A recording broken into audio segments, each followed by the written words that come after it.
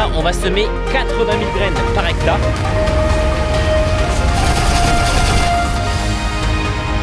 Je vais pouvoir faire descendre ce traceur. Il n'y en a plus. Merde. Heureusement que je me suis arrêté à temps.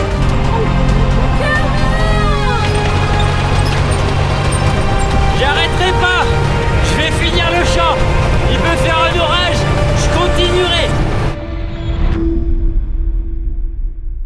Allez, salut tout le monde, j'espère que vous allez bien. Aujourd'hui on se retrouve pour une nouvelle semaine. La semaine dernière, pas de vidéo parce qu'il y avait un vent comme pas possible. Voilà, je vous ai rien filmé. Cette semaine par contre on a du boulot. Le programme c'est quoi? On décroche les pulvées, on accroche les pondeurs à engrais et on a de l'engrais de fond à mettre partout. Bon, partout, on a 13 hectares cette année de culture de printemps.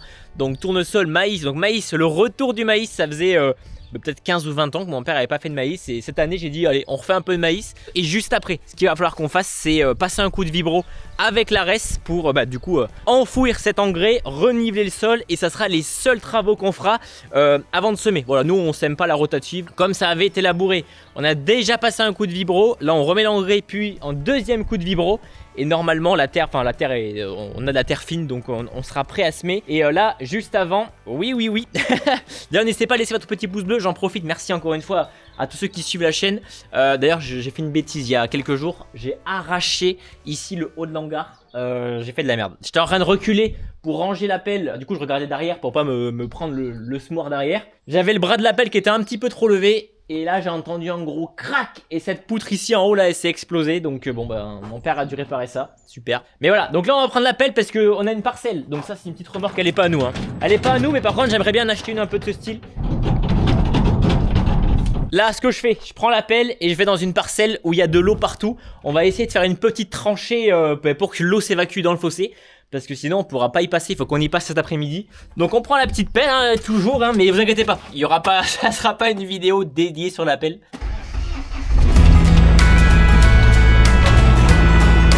Vous l'avez pas filmé, la semaine dernière on a tout nettoyé, il y avait de l'herbe partout. Mais au moins les outils sont rangés. It always felt like going home. Whenever she would drive that road alone. Love lost every day, and that's the time your heart should lead the play. Get on your way, going home your own. Everybody needs a place called home. Là on a fait une petite tranchée qui va vers le fossé, donc maintenant c'est bon. L'eau peut partir, le terrain va un petit peu s'assécher.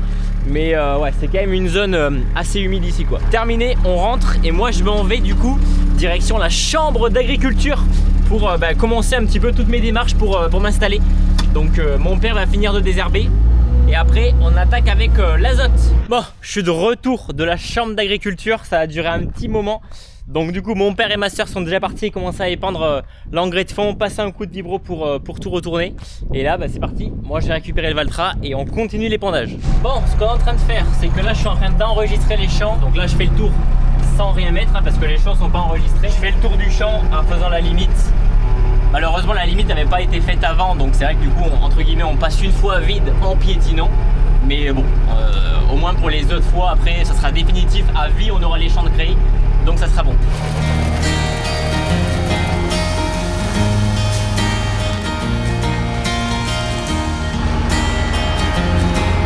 Ben, c'est parti.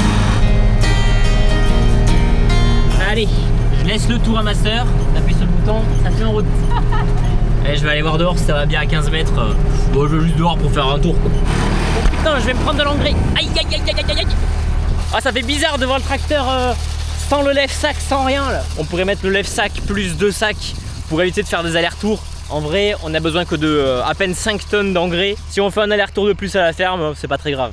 Ça coule plus. Putain, on achète de l'engrais de pas de bonne qualité.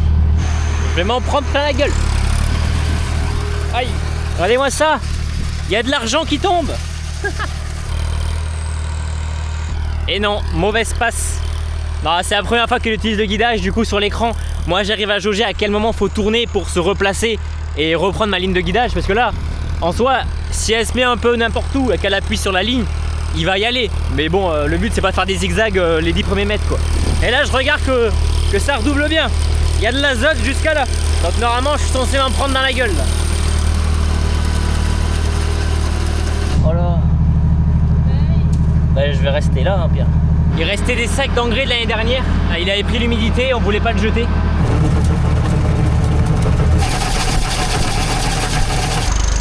Allez hop, on se relaie. On va aller remettre un sac de plus. Il reste encore, je dirais, il reste 3 hectares à faire. Donc ça va être très rapide. Avec le lève-sec, c'est sûr qu'on va quand même un peu plus vite. Mais bon, on piétine le champ.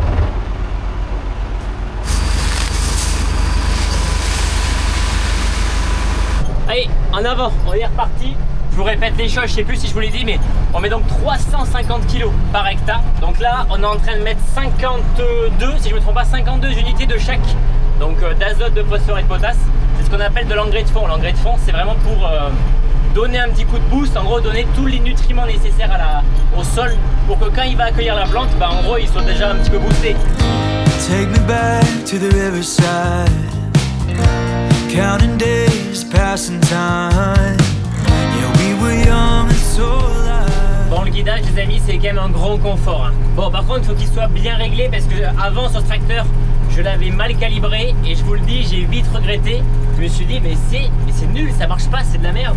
Et en fait, j'avais fait un calibrage à la va-vite, en mode vas-y, je monte le guidage, c'est bon, hein, ça fera l'affaire. Et bien résultat, c'était une catastrophe, le truc il faisait des zigzags partout.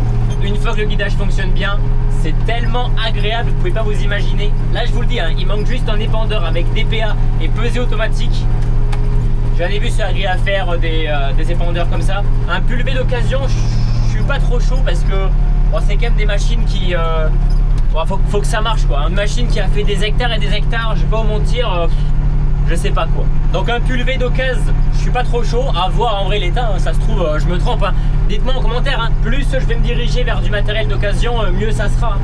Donc on verra bien. Mais par contre pour épandeur engrais, je pense qu'un épandeur d'engrais d'occasion, ça se trouve et je pense à un bon prix. D'ailleurs j'en profite, hein, si vous en connaissez, si vous en vendez, un truc qui épand. Alors pour l'instant nous on est en 15 mètres. À voir si un jour on passerait en 18 mètres. Mais après plus c'est un peu chiant parce que bah, on a des poteaux en plein milieu des champs, on a des champs qui sont pas droits. Donc tout passer en 21 ou 24 mètres c'est peut-être un peu gros. Mais 18 c'est bien. Et en vrai bon 15 ça le fait aussi. Mais c'est juste qu'après à 15 je trouve ça long. Mais bon en même temps faut bien le faire quoi. On verra bien qu'est-ce qu'on fait, qu'est-ce qu'on achète, dans quoi on investit. Pour le moment je suis pas installé. Donc ça sera que à partir de l'année prochaine. Bon, vous allez peut-être vous demander pourquoi il n'y a pas de plan drone. Bon, voilà, j'ai pas besoin de vous répondre, hein. Il faut que je le répare quoi. C'est reparti. D'ailleurs, je vous l'avais pas montré. Regardez le petit Renault, parce que je sais que sur la chaîne, il y a plein de gens qui aiment le vieux matériel et celui-là, ça en fait partie. Donc on y a changé les feux, on y a mis des feux à LED devant. Et donc là, pareil sur le côté aussi, parce qu'ils étaient complètement morts. Et là, 2 phares à LED. Et je peux pas mentir, merde, où est-ce que je vais? Je suis perdu. Et je vais pas vous mentir, en vrai, c'est bien pratique parce que quand on travaille de nuit, alors travailler de nuit, c'est un grand mot. Tout ce qu'on fait de nuit ou coucher de soleil, je sais que pendant les moissons, c'est lui qui a les remorques de semences. Sauf que l'année dernière, je me rappelle, je voyais pas à 2 mètres. Même les phares à fond, je voyais pas. Faut que je me grouille, là, ça va être 19h. J'aimerais bien qu'on finisse de... Bon, mon père il m'a dit non mais faut qu'on se dépêche parce qu'il y a les melons et on fera pas tout en une journée. 13 hectares d'engrais à mettre, plus après passer un coup de vibro sur tout le champ. La reste on est en 5 mètres et on roule facile pas loin de 10 km/h. Donc ça va, on va y arriver à le faire.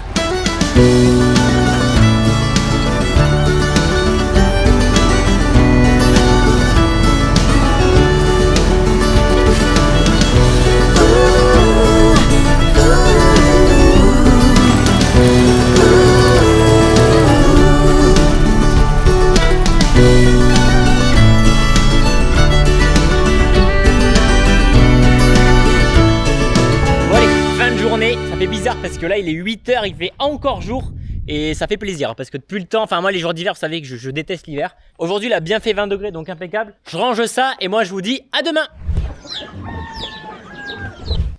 Regardez-moi ce bolide. Je m'en sers, je vous le montre jamais hein, mais je m'en sers tout le temps de cette trottinette.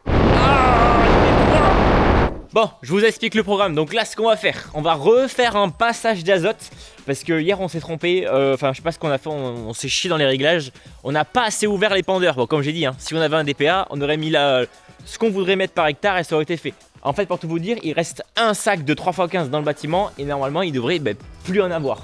Donc ça veut dire qu'il y a un problème quelque part. Donc là on a quand même discuté avec mon père, on s'est dit bon il y a un problème. Parce que bon ça peut arriver qu'il en reste un petit peu ou qu'il en manque aussi un petit peu. Mais normalement d'après nos calculs il devait même manquer des sacs. Là il reste un sac. On a une ouverture de 21-22 et on va... donc là je vais repasser avec une ouverture un peu plus faible. Donc là je vais remettre que 100 kg par hectare au lieu des 350.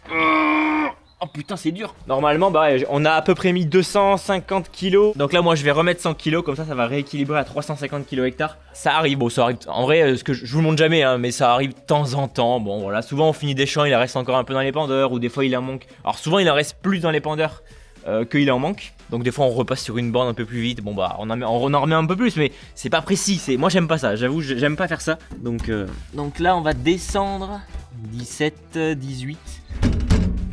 1, 2, 3, 4.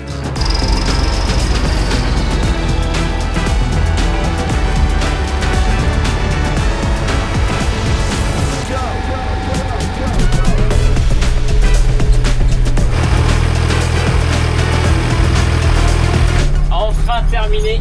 On nettoie les pondeurs à engrais parce que l'azote c'est vachement abrasif, ça rouille tout. Et ensuite je rejoins ma soeur et on va aller voir un petit peu comment ça se passe. Bah alors Nouba, le pauvre, il n'y a plus personne à la ferme, il se dit Mick, je suis tout seul, ils m'ont abandonné, ils sont tous partis. Regardez la température, 4 degrés. Non, en vrai il fait plus que 4, mais il fait pas... Il doit faire 5 ou 6 degrés. Bon, ce que je viens de faire, c'est que je viens de synchroniser les champs. Là je suis allé dans l'onglet champs. J'ai appuyé ici et là en gros ça récupère tous les champs, toutes les lignes, tous les champs, toutes les limites sur cette tablette. Là j'ai réglé l'outil avec un petit peu de chevauchement et là impeccable. Alors c'est pratique. Ouais. Il faut juste savoir l'utiliser. Ouais mais une fois que tu sais. Voilà ça je comprends. Donc j'en profite, vous aurez un lien, enfin moi c'est un partenariat donc vous avez un lien en description pour faire un devis. Si les mecs ont des questions pour voilà, sur le GPS, combien ça coûte, etc. Vous pouvez vous renseigner. Tout le monde bosse. Ah non, du coup, c'est moi qui bosse plus maintenant. Attends, je vais regarder si ça repasse bien. Regardez. Là, je suis à la limite.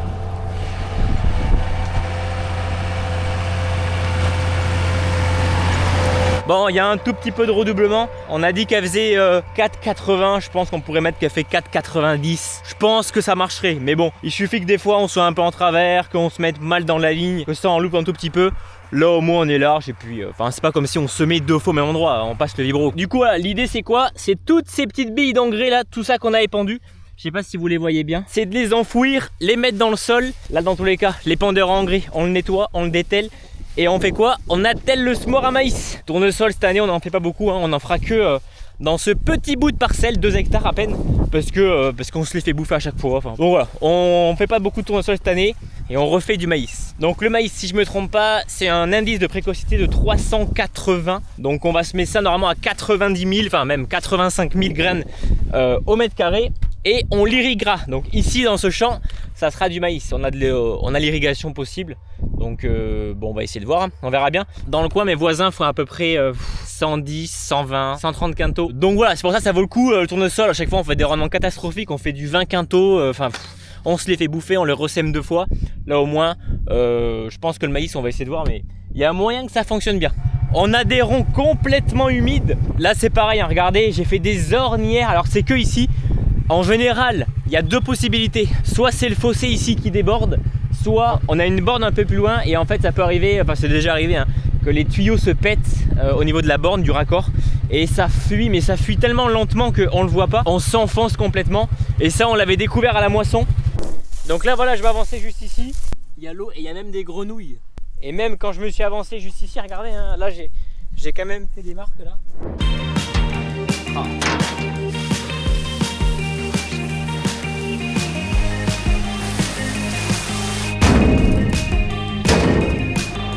Bon, là, il y a un problème. Enfin un problème, c'est pas un problème, c'est que du coup je l'ai nettoyé. Je voulais essayer de nettoyer la cardan et du coup l'enlever, la démancher. J'arrive pas à la démancher, elle est là depuis des années, elle a jamais été enlevée. Elle a jamais été graissée, enfin elle a déjà été graissée mais là pour la graisser le mieux c'est de l'enlever. Est-ce que vous le voyez, le graisseur, il est là. Putain. Faut pas un tracteur plus gros. Hein. Bon, là ce qu'on fait, c'est qu'on va tout graisser, tout préparer, faire les réglages, changer les disques pour mettre les disques à maïs. Colle la tournesol, sort et le maïs. Il n'y a pas. Le maïs il a disparu. Bon, il faut aller voir sur le livre. Ça c'est l'alternative. Mémoire nodé. Et voilà. En ligne, avec le glissant tous les deux. On a pris 8 doses de 50 000, donc on va se mettre à 80 000 graines par hectare et pas 85. Et donc oui, on sème à 60. Il y en a qui vont dire, oula, 60, d'habitude c'est 80. Mais nous, on laisse le semoir réglé comme ça. On a la bineuse réglée en 60. Ah bah, c'est l'écartement qu'on a sur le tournesol et le sorgho. Et Benjamin, qui va nous moissonner, peut le moissonner en 60 d'écartement. Du coup, ce qui fait qu'on laisse les 5 éléments. Et voilà, ils sont écartés de 60 et pas 80. C'est normalement c'est la 5. Oui, c'est ça. C'est tout. Allez, début d'après-midi. Putain, et on était à table, je me suis rendu compte à quel point j'étais dégueulasse. Je peux pas travailler sans me dégueulasser. Enfin bref. Donc oui, il y en a qui peut-être se posent la question, pourquoi vous semez le maïs aussitôt? On est le 1er avril. Le 1er avril, c'est peut-être un petit peu tôt pour certains. Il fait beau, la température du sol s'est réchauffée. Donc on va commencer d'abord par le maïs. On a que 5 hectares à faire. Hein. Enfin voilà, on a quand même des surfaces, on n'a pas 300 hectares à faire. On a absolument les melons à faire avant la fin de la semaine. Donc c'est pour ça qu'on fait le maïs maintenant. Parce que là, à partir de demain jusqu'à samedi, à mon avis, ça va être melon, melon, melon. Il faut qu'on plante tout, il faut qu'on déroule, il faut qu'on couvre. Bref, il y a pas mal de boulot. Donc là, on va semer 80 000 graines par hectare. Alors on aura pu monter à 85, voire peut-être 90. On va voir. Comme ça fait longtemps qu'on n'a pas fait de maïs, voilà, on veut commencer tranquillement. On veut pas mettre non plus 90, 95 000 graines. On enlève la masse, ça sert à rien qu'on ait du poids pour rien. Donc regardez, ça c'est le sac. Donc là on va semer cette année la variété Rafika. C'est des doses de 50 000 graines et je crois qu'on a un indice de précocité, si je me trompe pas, de 380. C'est du demi-tardif qu'ils appellent ça. Les disques, c'est ça. Donc il y a différents disques pour différents semoirs. Donc voilà, on a récupéré celui-là chez un voisin. Merci, il se reconnaîtra s'il regarde la vidéo. Ça c'est des Kuhn, hein. Celui-là c'est un Kuhn parce que Nodé avait été racheté par Kuhn. Donc en gros, on a une soufflerie ici qui aspire par les tuyaux et on a le disque à l'intérieur. Donc les graines, elles descendent ici et elles vont se coller grâce à l'aspiration dans le trou. Et quand le disque va descendre, l'aspiration va se couper et tac, la graine va tomber dessous. Voilà, après on a la roue plombeuse et on a ici des petites herses qui recouvrent. Et on a l'insecticide qui va descendre par là. Et là on s'en servira pas de celui-là.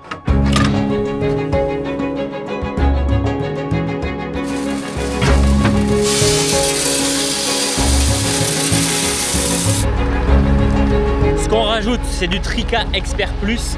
Donc là on a 7 unités d'azote et 37 de phosphore. Et en plus de ça il y a de l'insecticide. Donc voilà, en gros ça met un petit boost pour la plante. Le phosphore ça va servir pour le côté racinaire. On met ça, alors on en met vraiment très peu, hein. Je crois qu'on met à peine 10 kg, même pas 10 kg par hectare. Voilà, comme ça on aura de l'insecticide, un peu d'azote, bon vraiment très peu d'azote et du phosphore. Bon, j'allais dire allez on va attaquer, on va faire une mise en route. Mais enfin on va surtout, en fait on va tout semer aujourd'hui, hein. C'est pas une mise en route, hein. On fait le maïs aujourd'hui et après sorgho, tournesol on le fera un peu plus tard, d'ici la semaine prochaine ou semaine d'après.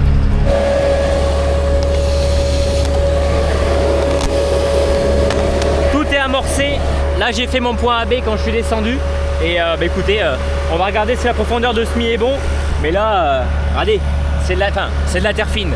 Évidemment ça vaut pas un coup de rotative et n'oubliez pas que chez nous c'est des terres très très argileuses. Donc on aurait beau passer la rotative, ça continuerait à faire des petites boules, ça les casserait pas quoi.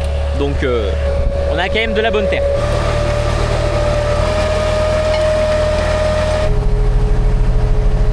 Bon bah ça y est, maïs 2025, c'est parti, c'est lancé les amis. Le père il vient d'arriver avec le rouleau. Donc le rouleau il va servir à rappuyer la graine dans le sol et avoir une meilleure germination, meilleur contact terre-graine. Donc voilà. Bon, vous avez vu par contre, j'ai quand même le traceur. Il y a le GPS. Je vois que le GPS repasse au bon endroit. Mais il me faut quand même que j'ai le traceur. Même mon père m'a dit, j'ai pas confiance au GPS. Je veux avoir le traceur. Bon voilà, du coup on voit bien la petite ligne. Que le GPS passe bien au bon endroit. Mais de toute façon c'est sûr. Enfin, je l'ai bien vu pour l'azote, c'était bon. Mais bon. Ça fait... psychologiquement, je suis pas prêt à enlever le traceur. Vu que là j'ai fini mes 5 tours, je vais pouvoir faire descendre ce traceur. Là ça permet de bien réappuyer. On voit que bon, la fraîcheur est là, mais il y a vraiment pas mal de vent. Et il y a du soleil, enfin là il fait 20 degrés, je suis en t-shirt. Pour un début avril, je vous jure, il y a des conditions. D'ailleurs c'est pour ça qu'on sème maintenant, hein. Si les conditions n'étaient pas là, on l'aurait pas fait. Là, la graine, elle est là. La graine, elle est à peu près à, je dirais, 3-4 cm du sol, pas plus, sachant qu'en plus on va le rouler. Donc est-ce qu'il marche mon traceur? Ouais.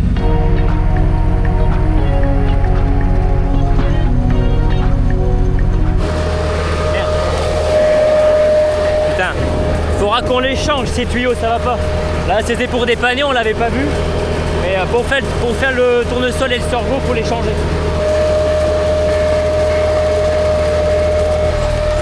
Hey, c'est un vieux Smore mais ça marche, hein.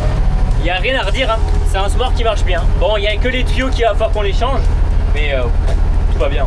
Et n'hésitez pas à me dire merci Charlie dans les commentaires. Parce que c'est grâce à lui qu'on a récupéré le 5e disque. Et du coup sinon on serait allé en acheter un. Mais je veux dire, il nous a bien dépanné, donc merci Charlie en commentaire.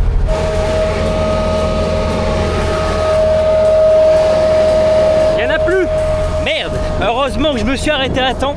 Je dis bon je vais m'arrêter à regarder quand même que ça va bien de temps en temps. Bon, je vais en chercher une. Je prends le quad, au moins ça va être fait en 2 minutes. Parce que flemme de... Allez les poules, ça dégage!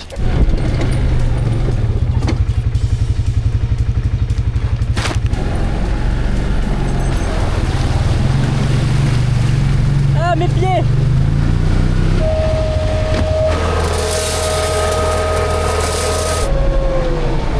Bam! Terminé! Le champ, c'est fini. On va aller faire un autre champ. Ah, ça fait du bien, un peu de silence. Waouh! La soufflerie, ça a fait mal aux oreilles. Bon, donc ça y est, champ de 2 hectares 40 de semé. Mon père finit de le rouler. Et il reste seulement une autre parcelle à faire. Je vous le dis, on recommence le maïs cette année, mais on refait que 5 hectares. Comme on ne sait pas trop comment ça va se passer, les rendements pour l'irriguer, etc. On va voir. Donc on fait 5 hectares et on verra les prochaines années, mais je doute que ça se passe mal, hein. Enfin dans le coin ça se passe super bien. Même si il y a grosse canicule, vous savez, dans le sud-ouest, c'est compliqué quoi. Les maïs souvent ils sont cramés, mais nous on peut l'arroser. Donc c'est vrai que c'est ce qui fera la différence quoi. Mais voilà, c'est pas mal la caméra comme ça. Nickel. Oh, les voitures.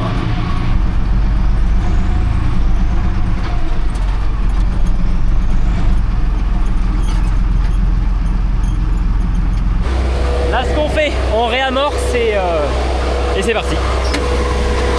Mais bon, il en reste.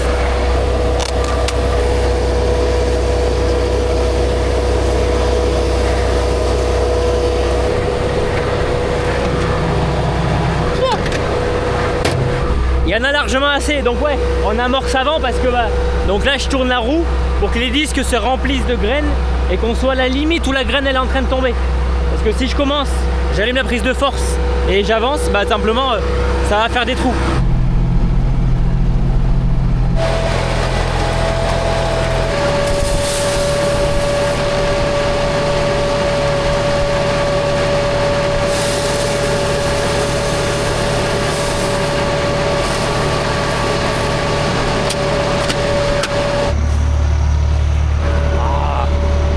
Partout après. Hop, c'est arrangé. Qui voilà? Mais qui voilà? Ça va? Bonjour. Alors? Ouais. Tu te fais chier? Non. Elle a fini le travail et viens m'accompagner. Non, en vrai, elle vient m'apporter mon drone. Alors, celui-là, les amis, heureusement qu'il est là, sinon vous aurez jamais eu plein de drone. Donc, c'est grâce à elle que... Non. Mais non, mais tu me fais de la peine d'être par terre. Oh, bien. Elle a piqué mes crocs. Ouais. T'es mal les crocs. Tu conduis? Si tu veux. Allez, viens. On fait un aller-retour où je te montre. Ouais. Et après, je prends le drone. Allez, go. Putain, elle va conduire le Valtra en crocs, quoi. Faut pas perdre de temps quand même. Donc là, on va reprendre l'arrêt. Maintenant. Voilà, et tu vas à gauche. À gauche. Go. Voilà. C'est bon. Ah là, c'est fini. Voilà. Voilà, la vie d'agriculteur. Bon, par contre, il faudra qu'on change de tracteur. Parce que. Elle a dit branleur. Mais bon, par contre, va falloir qu'on change de tracteur parce que là. Bah alors, mais assieds-toi. Bah, je suis assis, mais je me prends ça dans le cul. Mais non, regarde. Bah, c'est pire ça. Je suis tout le temps assise ici, tout le temps. Ouais, c'est vrai. Et oh, ça passe. Ouais. Je te jure, ça passe. Ah, c'est vrai. oh. Mon cœur, mais non. Mais j'ai appuyé sur le bouton et ça s'est levé. Tout de suite, drone. Worked all weekend at the office. I felt more alive. Said I gotta do what I gotta do to get by. Now I'm feeling Friday night all summer. Finally danced to my own drummer. It's my way now. I ain't sorry to say. I'm feeling Friday night on Monday. I'm feeling Friday night on Monday. Allez, on arrive dans les pointes. La fin du champ est proche. Bon, de toute façon, on va avoir fini. Il me reste 3-4 allers-retours. Par contre, on arrive vers une zone où ça commence à être un petit peu humide. Donc, on refait des réglages, on s'arrête. On essaie de terminer rapidement parce qu'on a rendez-vous à la Cuma. Ah.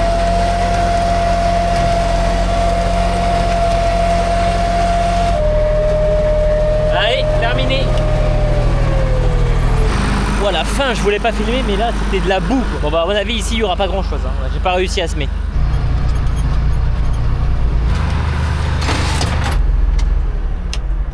Bon, bah SP de maïs terminé. Maintenant, bah, comme vous savez, il y a encore du boulot, mais moi du coup je vous dis à demain.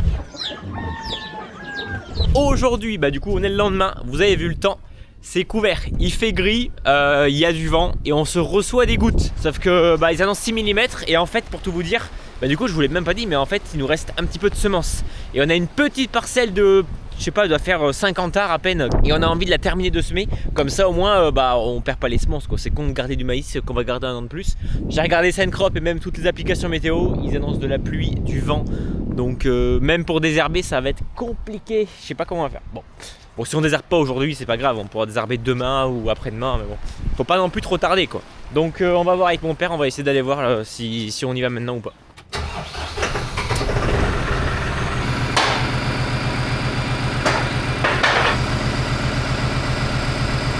Bon du coup, oh, mais c'est la tempête ici. Donc là, ce qu'on va faire, c'est que vu qu'il pleut dans quelques minutes, là il faut que j'aille finir de rouler le champ que ma soeur a pas eu le temps de faire hier. Donc je fais ça avec le T4. Si on avait encore le Kubota, parce que là je sens que dans 10 minutes je vais me prendre de la flotte dans la gueule. Ouah, c'est noir là-bas.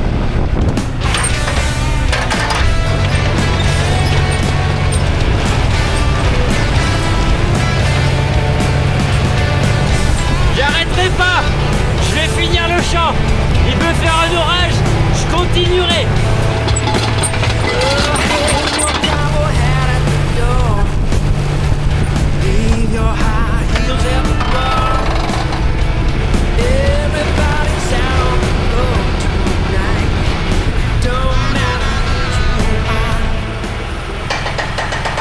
Bon ça y est, mon père a fini de semer le petit bout qui restait. Maintenant il va falloir vider le semoir et de toute façon il n'y a plus qu'à attendre maintenant qu'il fasse beau.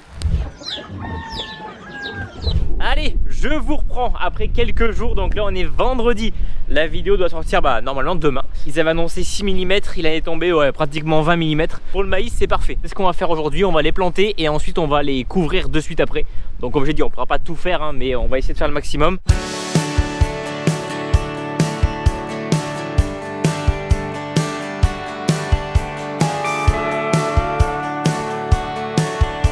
Donc là on va en avoir 1000 à planter à la main. Donc on pose les plants devant et on les plante petit à petit et ensuite on les couvrira. Donc là en gros on plante une raie, on la couvre, on replante une autre raie, on la couvre. Et là le petit buggy c'est bien pratique pour transporter les plateaux. On enlève la terre, je la mets à l'intérieur et on fait comme ça.